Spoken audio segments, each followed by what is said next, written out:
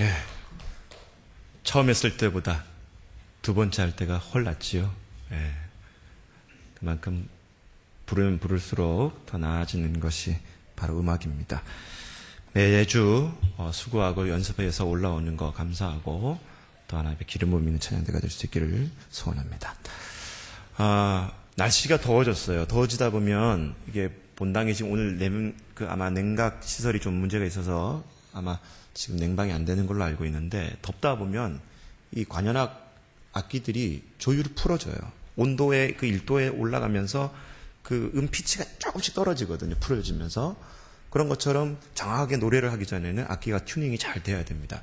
그런 것처럼 우리가 말씀을 듣기 전에도 우리의 영과 마음이 하나님 앞에 정확하게 튜닝될 수 있기를 소원합니다. 자, 그런 의미에서 다시 한번 오른손을 가슴에 대고 하나님의 말씀에 집중합시다. 자, 그렇게 옆 사람한테 인사하겠습니다. 하나님 말씀에 집중합시다. 시작.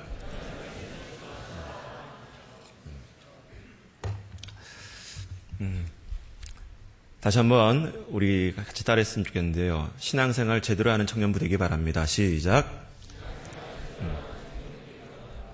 아멘. 여러분, 껍데기 형식적인 그런 신앙이 아니라 정말 예수님이 원하시는 그런 신앙의 그런 본질들이 회복되는 청년부 될 수 있기를 주의 이름으로 축원합니다. 오늘 어버이날입니다.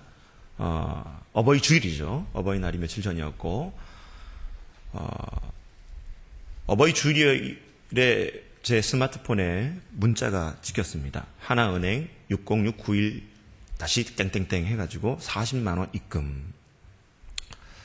이게 갑자기 웬 돈인가 봤더니 5월 8일 날 아침에 저희 어머니가 제 통장에다가 40만 원을 넣으신 거예요. 어버이날 아들내미는 용돈도 못 보내드렸는데 이게 웬 돈인가 궁금해서 전화를 드렸습니다. 아들 목회자가 형편이 여의치 않으니까 그 부모에게 용돈 못 보냈다는 못 보냈다는 그 미안한 마음 가질까봐 오히려 본인이 돈을 보내시면서 청년 아이들 잘 먹이고 잘 이끌도록 하라고 당부하시면서 말씀을 전하시더라고요. 전화를 받으면서 너무나 눈물이 쏟아졌습니다. 아들 목회자는 아무것도 못해드리는 그 입장에서 오히려 아들을 더 생각하고 있는 어버이날에 그것도 그 어머니의 잔잔한 그런 전화 한 통화가 가슴을 울리는 하루였습니다. 사랑하는 청년 여러분, 부모님을 더욱더 사랑하는 청년들이 될 수 있길 주의 이름으로 축원합니다. 그리고 그 마음 갖고 하나님을 대할 수 있는 우리 모두가 될 수 있길 주의 이름으로 축원합니다. 우리가 인생의 목표가 있다면 하나님을 기쁘게 해드리는 것이 되어야 될 줄 믿습니다. 그것은 다름이 아니라 하나님 앞에 쓰임받는 인생이 되어야 된다는 것입니다. 미국에 가면 여러분 론 셰버린이라는 올게니스트가 길가를 가다가 롱비치 주립대학의 재학 시절에 밤에 길을 걷다가 그만 길가에서 맥주 캔이 이렇게 쌓여져 있는 것을 보게 되어집니다. 가만히 보니까 저 맥주 캔을 가지고 뭘 할 수 있을까 곰곰이 생각을 하다가 그 호프집에 있었던 주인에게 양해를 구하고 그 맥주 캔을 한아름 담아가지고 집에 가서 뚜껑을 따고 밑뚜껑을 따면서 그 캔을 다 이어지기 시작합니다. 그리고 그 캔을 이어가지고 소리를 내보기 시작합니다. 처음에는 플룻 소리가 나기 시작합니다. 얼마 있다가 비올라 소리가 나기 시작하는 거예요. 이걸 가지고 뭔가 연주를 할 수 있는 악기를 만들 수 있겠나. 그렇게 고민하다가 마침내 3년을 그 캔을 가지고 씨름하고 씨름해서 마침내 파이프 오르간을 만들어내게 됩니다. 사람을 미혹해 하는 그런 맥주 캔이었지만 결국에는 훌륭한 장인의 손에 의해서 하나님을 찬양하는 거룩한 도구가 탄생되었던 것입니다. 반면에 이태리의 유명한 바이올리니스트 중에 니콜로 피가니니라는 그런 연주자가 있습니다. 이 연주자는 자기가 이제 인생을 투병하면서 마감하게 될 때에 자기가 쓰고 있었던 이 바이올린을 자기가 태어났던 그 고향에다가 시에다가 기증을 하게 되면서 뭐라고 조건을 다냐면 내가 쓰던 이 바이올린을 어느 누구도 연주하지 못하도록 그냥 케이스에 담아서 많은 사람들이 내가 연주했던 그 바이올린을 그냥 구경만 할 수 있도록 조건을 달고 자기가 태어났던 고향에 그 바이올린을 기증하게 됩니다. 시간이 흐르게 됩니다. 아무리 유명했던 그 피가니니가 연주했던 바이올린이지만 케이스에 가만히 구경하도록 내버려뒀던 그 바이올린은 점점 더 녹이 슬기 시작합니다. 여러분, 우리의 인생은 과연 어떻습니까? 아무리 많은 것을 가지고 있고 좋은 것을 갖고 있다 할지라도 하나님을 기쁘게 해드리는 일에 쓰임받지 못하고 가만히 내버려둔 인생이라면 그 피가니니의 바이올린처럼 녹슨 인생이 되어버릴 수 있다는 것입니다. 사도 바울은 디모데전서에서 말하기를 하나님이 나를 충성스럽게 여기셔서 직분을 주신 것에 대해서 그는 감사의 고백을 하고 있습니다. 그리고 자신의 평생의 인생의 소원이 녹슬어 없어지는 인생이 아니라 닳아서 없어지는 인생이 되기를 사도 바울은 순교할 때까지 여러분 그렇게 삶을 추구했던 인물이었습니다. 오늘 예배를 드린 우리 포항중앙교회 청년 여러분, 우리에게도 이런 인식이 있어야 될 줄 믿습니다.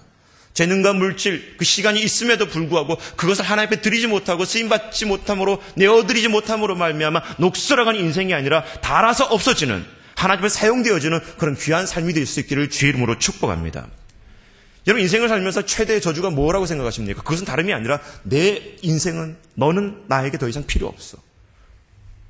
너는 나에게 더 이상 소중한 존재가 아니야. 너는 이 일에 적합한 인물이 아니야 라고 버림받는 인생이 저주받는 인생이라는 거예요. 그렇다면 반대로 가장 축복된 인생은 무엇이냐? 이 일에 너가 정말 필요해. 나는 너가 너무나 소중해. 너가 나에게는 너무나 중요하고 이 일을 너가 해줬으면 좋겠어. 라고 바로 그 사람을 인정할 때에 그 사람은 바로 축복받은 인생이 된다는 것입니다. 우리가 하나님의 자녀로서 한평생 살아가면서 여러분 하나님 앞에 쓰임받는다는 그 말은 다른 말로 말하면 소명받은 인생이라는 거예요. 찰스 스펄전 목사님이 어느 날 그의 제자들에게 질문을 당합니다. 목사님, 소명이 뭐라고 생각하십니까? 이렇게 그 찰스 스펄전 목사님이 질문을 당하자 그의 제자들에게 얘기합니다. 소명이라는 것은 자신이 하고 있는 일을 가장 귀하게 여길 줄 아는 일이다. 그리고 자신이 그 일을 할 때 가장 잘할 수 있는 일이어야 된다. 그리고 세 번째로는 자신이 그 하는 일에 대해서 정말 즐거움을 찾을 때 그 일이 진정한 소명의 일이다라고 대답했습니다. 사랑하는 우리 청년 여러분, 저와 여러분에게 소명이 있다면 지금 내가 하고 있는 이 일이 정말 가장 잘하고 있는 일인지, 가장 즐거운 일인지, 그리고 가장 귀하게 여기는 일인지 여러분 스스로 자문해 보시기 바랍니다. 우리 찬양대가 오늘 찬양했어요. 여러분 이 찬양대를 찬양할 때 여러분 예수 그리스도의 십자가의 보혈이 흘려질 수 있기를 주의 이름으로 축원합니다. 교회 학교 교사들 학생들에게 말씀을 전할 때 그 말씀 가운데 그리고 그 교육 가운데 예수 그리스도의 십자가의 보혈이 그들의 삶을 통해서 전해질 수 있기를 주의 이름으로 축원합니다. 그렇게 되어지기 위해서 그 일이 소명받은 일로 여겨져야 된다는 것입니다. 다른 말로 말하면 그 일이 나의 일이 아니라 하나님이 나를 사용하시는 일이 되어야 될 줄 믿습니다. 오늘 말씀에 보다 보면 그렇게 소명받고 하나님을 위해서 자기 인생을 쓰여지도록 내드렸던 인물이 있는데 그 이름하여 온니엘이라는 이름이 등장하게 되어집니다. 오늘 우리가 읽었던 사사기 3장의 말씀을 보다 보면 하나님께서 이스라엘 백성들을 시험하기 위해서 가나안에 5 부족들을 남겨두게 됩니다. 그런데 남겨두다 보니까 이 이스라엘 백성들이 여호수아의 때에 그 가나안 점령의 시기를 알지 못했던 그 패역한 세대가 일어나게 됨으로 말미암아 지난주처럼 영적 적신호가 있었던 그 세대가 일어나게 되면서 그 가나안의 5 족속들과 함께 결혼하게 되는 거예요. 그러면서 그 가나안의 바알과 아세라 신상을 섬기는 우상 문화가 그 이스라엘 백성들에게 들어오게 되어지게 됩니다. 그러면서 오늘 말씀 우리가 읽었던 본문을 보다 보면 하나님께서 그 백성들을 진노하사 마침내 메소포타미아의 굿산 리사다임이라는 왕 앞에 침략을 당하게 되고 8년 동안 그 왕 밑에서 노예 생활을 하는 게 되는 것이 오늘 말씀의 배경이라는 거예요. 바로 그때 하나님께서는 이 이스라엘 백성들을 구원하기 위해서 한 인물을 일으키시게 되는데 그 이름이 누구냐면 바로 온니엘이라는 인물이에요. 우리가 애굽에서 40년 동안 종노를 하고 있었다, 400년 동안 종노를 하고 있었던 이 이스라엘 백성들을 일으켜 세우기 위해서 모세를 들어 사용하신 것처럼 오늘 이 가나안 땅에 하지 말아야 될 일들을 하면서 결국 하나님의 진노를 사고 그 메소포타미아 왕 앞에 노예 생활하고 있었던 이스라엘 백성들을 구원하시기 위해서 하나님께서는 온니엘이라는 인물을 들어 사용하신다는 것입니다. 그러면 오늘 우리가 이 온니엘이라는 인물을 통해서 왜 하나님께서는 그 많은 인물들 중에 유독 왜 이 온니엘을 택해서 하나님께서 사용하셨을까? 본문을 통해서 저와 여러분이 동일하게 하나님 나라를 위해 쓰임받는 삶이 될 수 있기를 주의 이름으로 축원합니다. 첫 번째 같이 따라했으면 좋겠습니다. 인생의 지름길은 말씀대로 순종하는 것이다. 시작.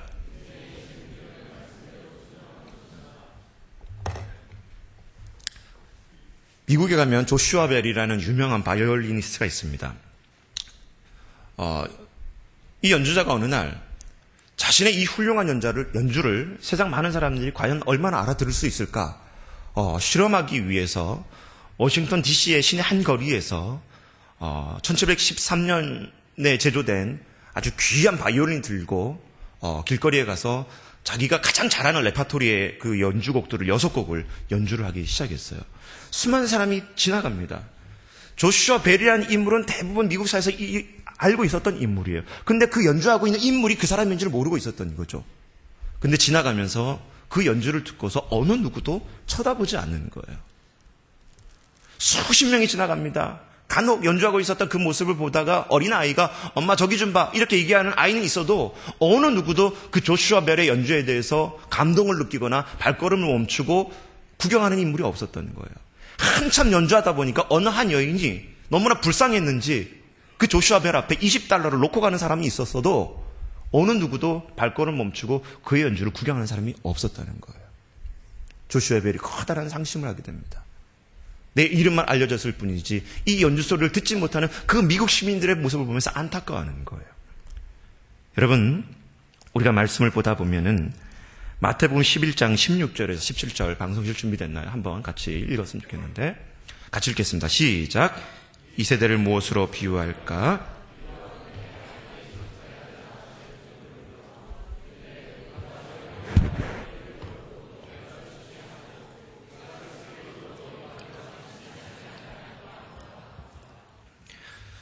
예수님께서는 장터에 동네 아이들이 피리를 불어도 춤을 추지 않고 애곡을 해도 울지 않는 그 아이들의 모습을 보면서 똑같이 얘기하고 계시는 거예요.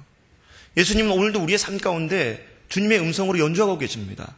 그런데 그 음성을 우리는 듣지 못하는 세대라는 거예요. 아무리 조슈아 벨이 훌륭한 연주곡을 가지고 길거리에서 연주한다고 할지라도 그 소리가 조슈아 벨의 연주라는 것을 미처 알아듣지 못하는 것처럼 우리의 삶이 이 시대를 살아가면서 주님의 음성을 듣지 못하고 순종하지 못하는 그런 어리석은 세대와의 모습이 동일하다는 것입니다.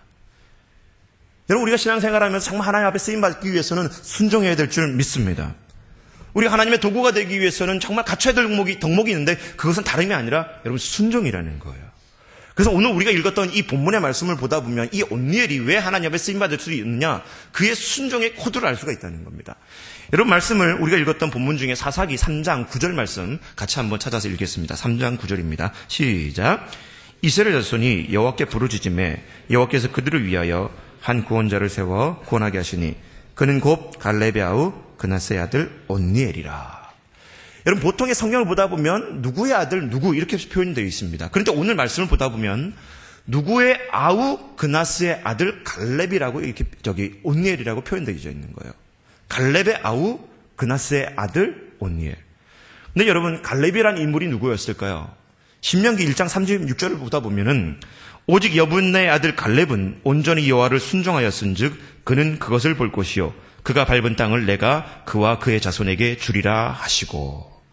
여러분, 갈렙이라는 인물이 여러분 누굽니까? 여호수아와 함께 여리고 정탐을 하고 돌아왔을 때에 나머지 10명의 정탐꾼은 믿음 없는 그런 보고를 했지만 여호수아와 함께 하나님 앞에 이스라엘 백성들 앞에 긍정적인 보고를 했던 인물이 바로 여호수아와 더불어 갈렙이었다는 거예요. 그 갈렙의 조카가 바로 누구냐? 바로 온니엘이라는 것입니다. 한평생 순종했던 그 갈렙의 조카였던 이 온니엘도 동일하게 바로 순종의 코드를 가짐으로 말미암아 하나님 앞에 쓰임받을 수 있었다는 것입니다.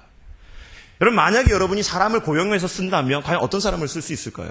대부분 말 안 듣고 뺀질거리고 자기 멋대로 하는 사람 쓰지 않을 거예요. 내가 뜻하고자 하는 일들 같이 동의해주고 그 일에 대해서 헌신해주고 같이 갈 수 있는 그런 사람을 선택하게 돼 있지 자기 멋대로의 삶을 쓰지 않는다는 거예요. 그렇다면 여러분, 그것 신앙에 적용해 봅시다. 하나님 앞에 우리가 쓰임받기 위해서 제일 먼저 가져야 될 태도는 무엇이냐? 하나님 말씀에 순종하는 우리 모두가 될 수 있기를 주의 이름으로 축원합니다. 예수님께서도요, 겟세마네 동산에서 기도하시다가 할 수만 있거든 이 잔을 나에게서 옮겨주시옵소서. 그리고 마지막 기도가 뭐였습니까? 그러나 나의 원대로 하지 마옵시고 아버지의 원대로 하시옵소서. 마가복음 1장에다 나오지만 예수님께서는 늘 항상 새벽 미명에 한적한 곳에 나가서 기도하십니다. 하나님의 아들이었지만 예수님께서 새벽 명에 나가셔서 기도하시면서 뭘 구했을까요? 하나님의 뜻을 물었던 거예요. 하나님, 내가 오늘 어떻게 살아야 됩니까? 아버지의 뜻을 이루기 위해서 내가 오늘 어떻게 해야 됩니까? 무엇을 해야 됩니까? 묻지 않으셔도 될 하나님의 아들이었지만 그 예수님께서는 아버지의 뜻을 이루기 위해서 끊임없이 하나님의 음성에 귀 기울였던 그 예수님의 기도의 습관. 사랑하는 청년 여러분, 신앙생활을 한다는 것은 아버지의 음성을 듣고 순종해야 될 줄 믿습니다. 저와 여러분의 삶이 일평생 그저 교회만 들락날락하는 그런 신자와 같은 삶이 아니라 제자된 삶을 살기 위해서는 주님의 음성을 듣고 분명히 그 음성 앞에 순종하는 그런 삶의 코드가 있어지기를 주의 이름으로 축원합니다. 두 번째 같이 따라 했으면 좋겠습니다. 하나님 앞에 쓰임받는 인생이 되기 위해서는 같이 따라합니다. 영적 촉진제는 성령의 사람이 되어야 된다. 시작. 여러분에게 묻겠습니다. 여러분의 자아상을 묻는다면 여러분 뭐라고 대답하시겠습니까? 여러분이 누구냐고 묻는다면 여러분 뭐라고 큰일을 대답할 수 있겠습니까? 우리는 신앙을 가지고 하나님의 자녀입니다. 그리고 예수 그리스도의 핏값으로 산 존재들입니다. 라고 얘기합니다. 그런데 여러분 고린도전서 3장 16절 17절 말씀 방송시 한번 띄워주시기 바라고요. 같이 읽어보도록 하겠습니다. 시작.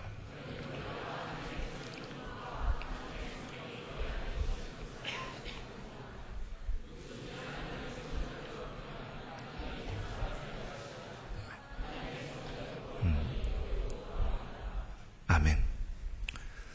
고린도전 3장 16절에 17절 사도 바울은 얘기합니다. 우리가 하나님의 전인 것과 성령이 우리 안에 계신 것을 너희가 알지 못하느냐.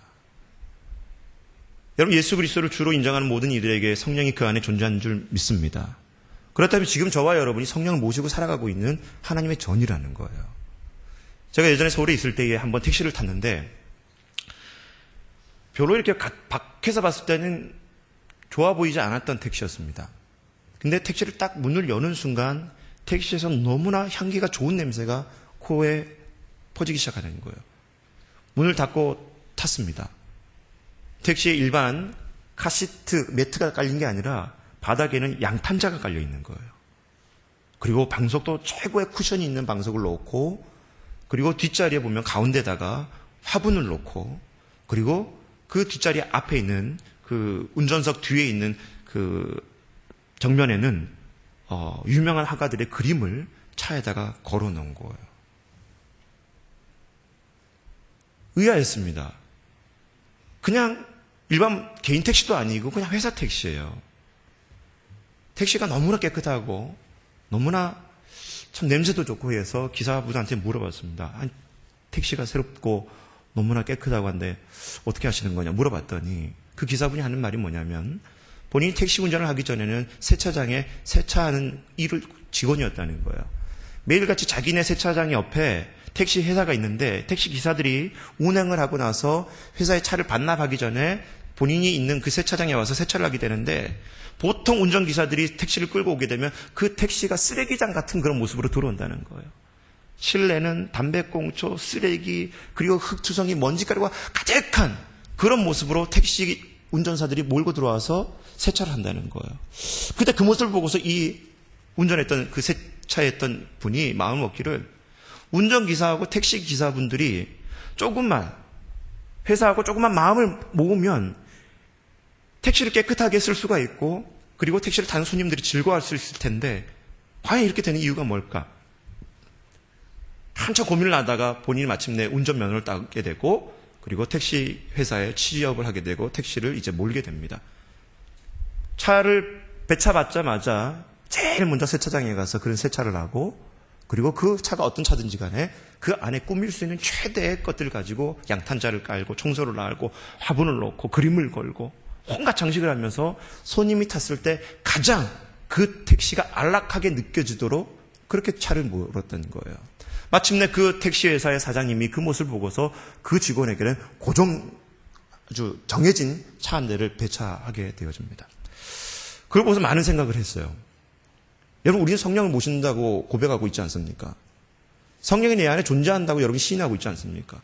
과연 그렇다면 그 성령이 내 안에 계실에도 불구하고 우리는 과연 그 성령님이 내 안에 계실 때 얼마만큼 우리는 성령을 모시고 살 수 있는 그런 삶의 자세로 준비되어져 있냐는 거예요.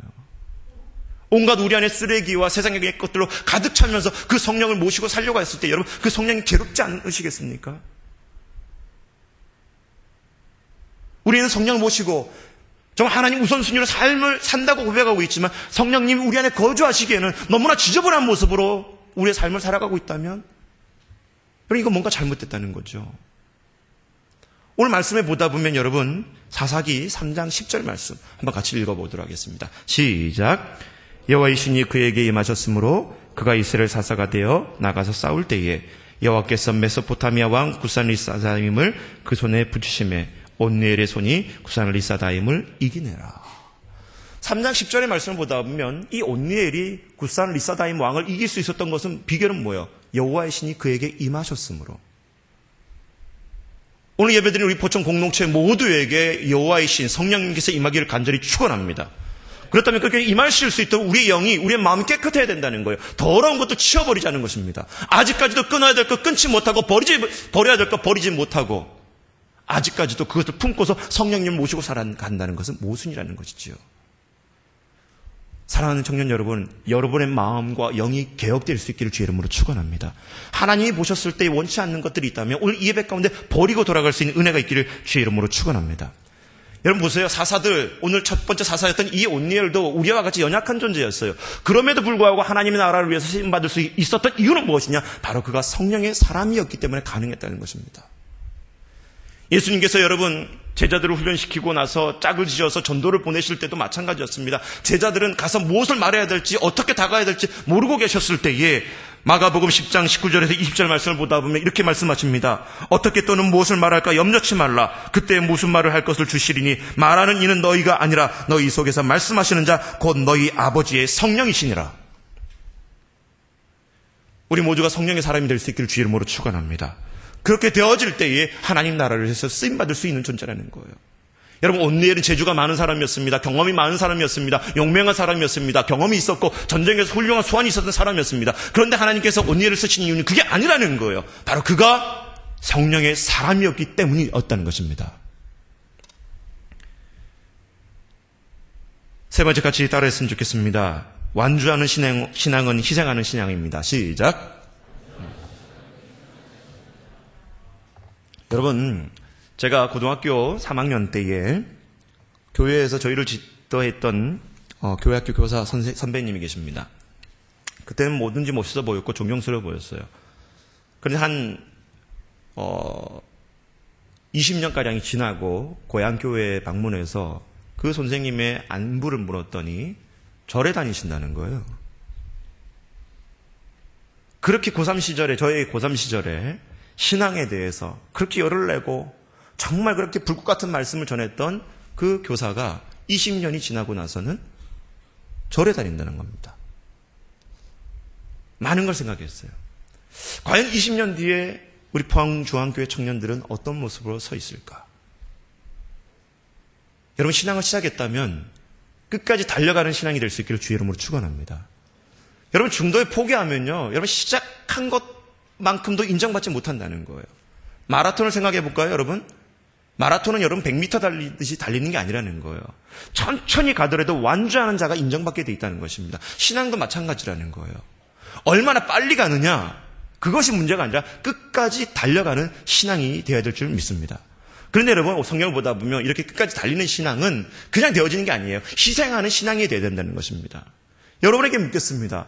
여러분의 신앙이 끝까지 달려가기 위해서, 그리고 믿음의 성장이 있기 위해서 과연 저와 여러분들 하나님 앞에 얼마 많은 시간과 여러분의 열정을 가지고 희생하고 있냐는 거예요. 교회 생활을 하다 보면 청년들에게 늘 언제나 청년 목회자로서 강조하는 게 있습니다. 훈련해야 된다. 양육받아야 된다. 그리고 젊음의 열정을 다해야 된다. 가르쳐요. 그리고 권면합니다. 그리고 설교에서 외쳐댑니다. 그런데 많은 청년들이 그 훈련에 대해서, 양육에 대해서 필요성을 못 느끼고 있는 거예요.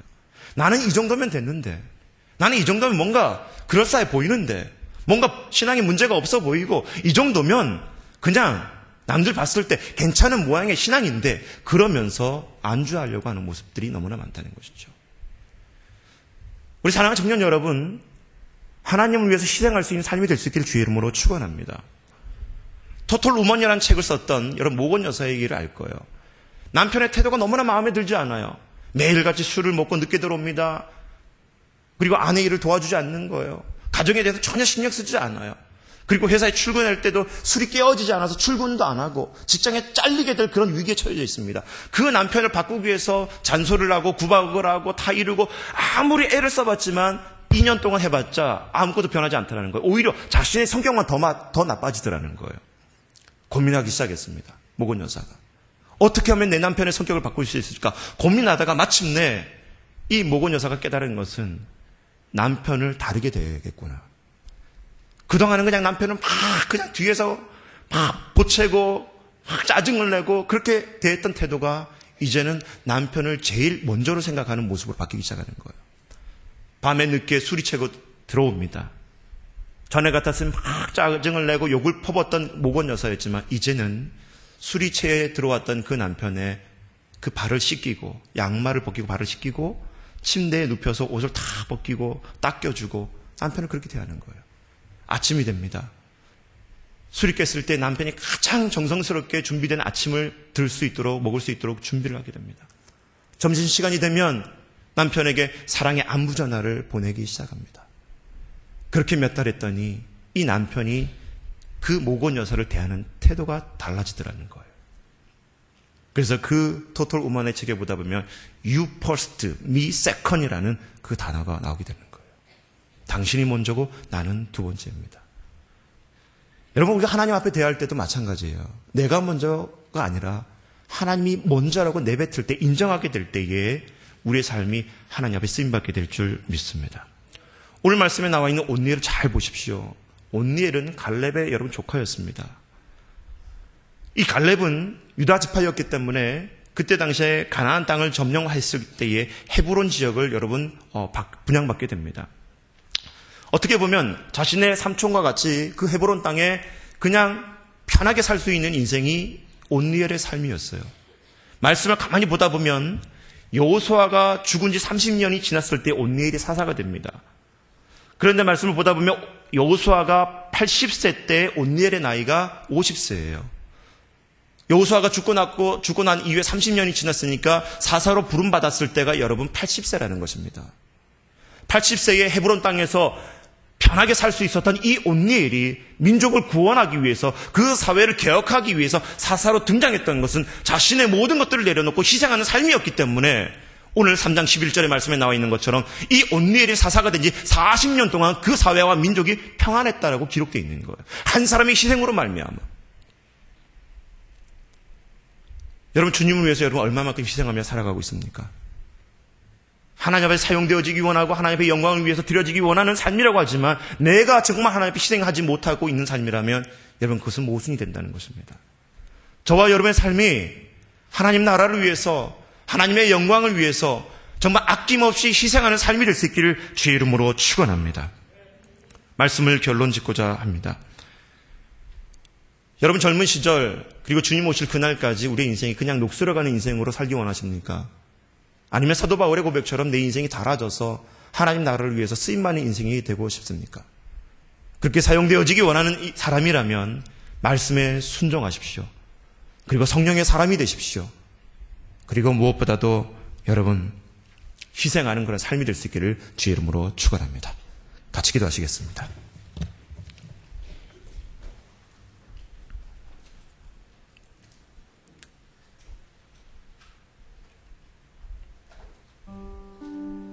고마우신 하나님,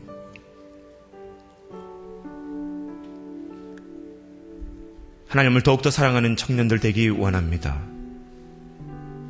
이 시대에 하나님을 모시고 살아간다고 하면서도 하나님의 일꾼이 되기보다는 그저 교회 마당만 밟고 돌아가는 그런 삶이 되지 않게 하여 주시고 내가 어느 곳에 있든지 하나님을 위해서 쓰임받는 삶이 되어드릴 수 있도록 순종하며 또 성령의 사람이 되어지며 주님을 위해 희생하는 그런 삶이 되어질 수 있도록 주여 인도하여 주시옵소서. 그렇게 이끄실 것을 믿사옵고 감사드리며 예수님 이름으로 기도드립니다. 할렐루야. 다 같이 자리에서 일어나도록 하겠습니다.